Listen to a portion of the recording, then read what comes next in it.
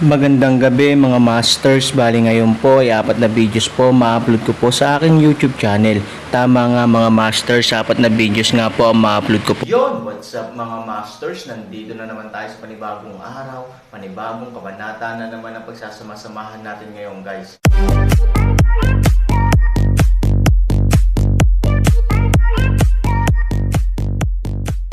Bali mga masters, kung bago ka pa lang po sa aking YouTube channel, please click the subscribe button, lalong-lalo na po yung notification bell guys, para maging connected pa rin tayo sa isa't isa at maging updated kayo sa mga susunod ko pang video.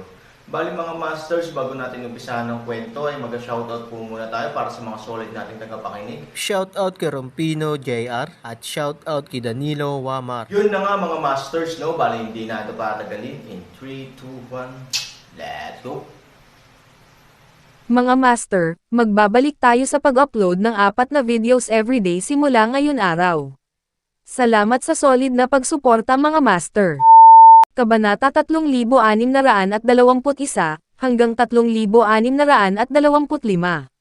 Pagkalipas ng ilang araw, sa wakas ay bumalik si Han Sanchen at ang kanyang partido sa Yuncheng, isang pamilyar na lugar. Naramdaman ni Han Sanchen na maging ang hangin ay matamis. Siyempre, ang pangunahing dahilan ay narito si Ivory. Kung hindi, ang lahat ng bagay sa lupa ay walang makaligtaan para sa kanya. 12. Ibalik mo siya sa Hillside Villa. Sinabi ng Aaron sa Daw 12. Ang spirit array ay itatayo sa villa sa gilid ng burol. Ang mas maaga, mas mabuti. Ngunit ngayon ay gusto niyang makita muna si Ivory, kaya ang Daw 12 lang ang maibibigay niya sa responsibilidad. Nakikita ko, sabi ni Daw 12. Umalis si Han ng airport at sumakay ng taxi papuntang school. Bagaman mayroon siyang mas mabilis na paraan upang gamitin ito, ang paglipad sa sikat ng araw ay hindi maiiwasang makita ng mga tao. Ito ay hindi sapat para sa buong mundo nanginginig na balita na lumabas. Ayaw ni Aaron na maging focus ng media. Si Ivory lang ang makakapagpasaya sa kanya. Sinabi ni Fei Lingsheng na may walang magawang ngiti na si Ivory ang pinakamasayang babae sa Aaron, dahil nasa kanya ang proteksyon at pagmamahal ng pinakamalakas, na walang pagkakataong maranasan ng ibang babae.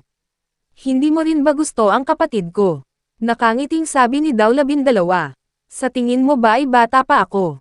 Sabi ni Fei Lingsheng na may kalmadong tingin. Ang salitang, pag-ibig, ay walang kahulugan sa akin. Bagamat naiinggit siya kay Ivory, hinding-hindi siya mai-inlove kay Aaron. Kung tutuusin, ang kanyang hangarin ay ang maging mas malakas, at alam na alam niyang walang makakapalit kay Ivory sa isip ni Aaron. Alam ni Daw 12 na mahigit 100 taong gulang na si Fei Lingsheng, ngunit ayaw niyang isipin iyon, dahil kakaiba ito. Ang hitsura ni Fei Lingsheng ay isang batang babae na nasa edad 20, at hindi niya akalain na siya ay 100 taong gulang. Han 3,000 ay dumating sa paaralan, puso hindi mapakali naghihintay para sa paaralan. Makalipas ang mahabang panahon, nagsilabasan ang mga estudyante sa gate ng school. Ngunit nang umalis ang huling paaralan, hindi pa rin nakita ng Aaron si Ivory, na naging dahilan upang maging komplikado ang kanyang kalooban. Sarado na ang gate ng school. Si Ivory ay hindi maaaring manatili sa paaralan, ngunit hindi pa siya lumalabas sa gate ng paaralan. Saan siya pupunta? Isang bagay din ang nalaman ni Han Sanchen, hindi lang niya nakita si Ivory, kundi pati si Chiyan. Hindi kaya invisible o lumipad ang 2 taong ito. Nagsisinungaling na labangan. Biglang napag-alitan ng palihim si Aaron. Pagkatapos ng 3 taon, paano pa kaya nag-aaral si Ivory sa paaralang ito? Nagmamadaling pumunta si Aaron sa tahanan ni Ivory. Dahil walang tao sa paaralan, hindi magiging walang laman ang kanyang tahanan. Pero sa totoo lang, nadismaya na naman si Aaron. Sa orihinal, ang bahay ni Ivory ay naibenta sa iba. Isang ganap na estranghero ang nagbukas ng pinto. Sino ang hinahanap mo? Ito. Hindi ito ang pamilyang Su. Nagdududa si Aaron sa isang paraan. You're talking about former homeowners. Matagal na silang lumipat. Pagkatapos ay isinara ng lalaki ang pinto. Aaron muli, ang pagiging komplikado ng kanyang kalooban ay maaaring maisip. Ngunit makatwiran din ang hakbang ni Ivory. Pagkatapos ng lahat, si Sugoyaw na ngayon ang namamahala sa lahat ng kumpanya ng So. Ang kanyang pagkakakilanlan at pamumuhay sa gayong sira-sira na komunidad ay talagang hindi nararapat. Walang paraan. Ang Aaron ay maaari lamang maghanap kay Yuncheng gamit ang kanyang banal na kahulugan. Sa ganitong paraan lamang niya mahahanap ang lugar ni Ivory ng mas mabilis. Kung tutuusin, hindi na ako makapaghintay. Ang Aaron ay ayaw nang mag-aksaya ng panahon. Nang kumalat ang Divine Consciousness sa Cloud City, hinanap ni Aaron ang kanyang pamilyar na hininga, at si Fei Langsheng, nakararating lang sa Hillside Villa, ay naramdaman ang kapangyarihan, at walang kamalay-malay na nagpakita ng ekspresyon ng tandang. Bagamat naga na mauunawaan ng Aaron. Pagkatapos ng lahat, iniligtas niya ang Daw-12 at ipinaliwanag ang dati nilang relasyon sa Daw-12, ngunit iba ang Fei Langsheng.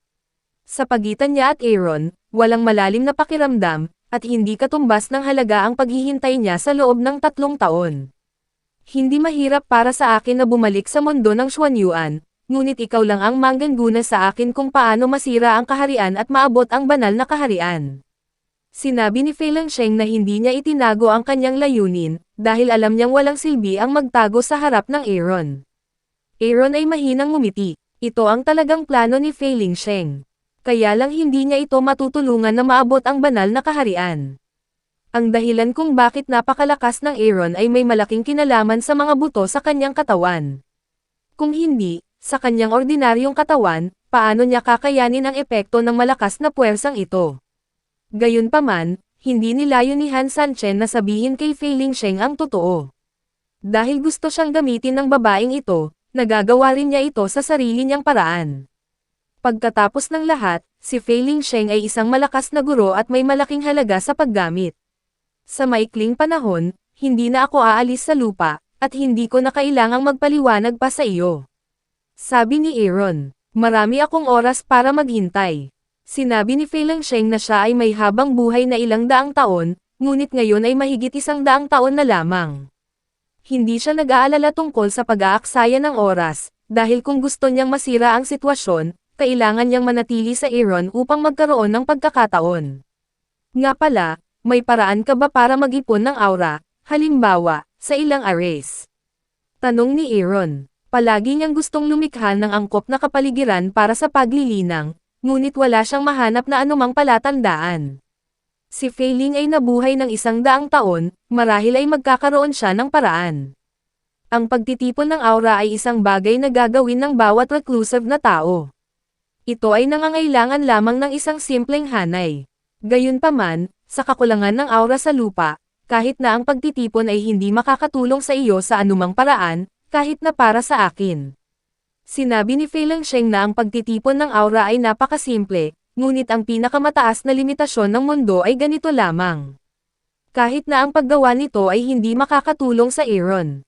Kung tutuusin, nasa kanya na ang banal na kaharian, kaya ang isang maliit na aura ay hindi na kailangan sa kanya, ito ay walang silbi sa akin. Dapat itong maging kapakipakinabang sa mga ordinaryong tao, tama ang sinabi ng Aaron. Kung ikaw ay isang taong hindi kailanman nagsasanay, ito ay talagang lubhang kapakipakinabang. Sabi ni Furlong-san, iyon lang. Hindi napigilan ni Han Sanchen na matawa, nahihirapan siya sa mahabang panahon, ngunit tinulungan siya ni Fei Langsheng na malutas ang problema, na isang masayang bagay. At naunawaan din ni Fei Langsheng ang intensyon ni Aaron, hindi siya para sa kanyang sarili, kundi para sa iba. Saan mo gustong itakda ang array? Tanong ni Fei Langsheng. Siyempre, wala ito dito. Bumalik ka sa Cloud City kasama ko, at ang aking tahanan sa hinaharap ay ang pinakamalaking espiritual na hanay sa buong mundo. Sabi ni Aaron. Naisip ni Fei Langsheng na hindi siya makakakuha ng anumang mga benepisyo sa pamamagitan ng pagsusumikap, ngunit maaari siyang umuwi na may Aaron, na nangangahulugang maaari niyang palaging sundin ang Aaron sa hinaharap, na isang magandang bagay. Ang paglalakbay sa isla ng punong tanggapan ng organisasyon ng mga itim na tupa ay nakakuha ng maraming para sa Aaron, na ginawa siyang isang tunay na banal na kaharian at lubos na nagpabuti sa kanyang lakas. Ito ay isang bagay na hindi niya inaasahan.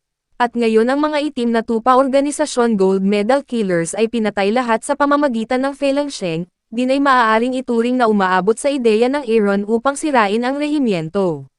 Nakatingin kay John na nakatayo sa malayo, kumaway si Aaron sa kanya. Maingat na naglakad si John sa Aaron at yumoko ng 90 degrees.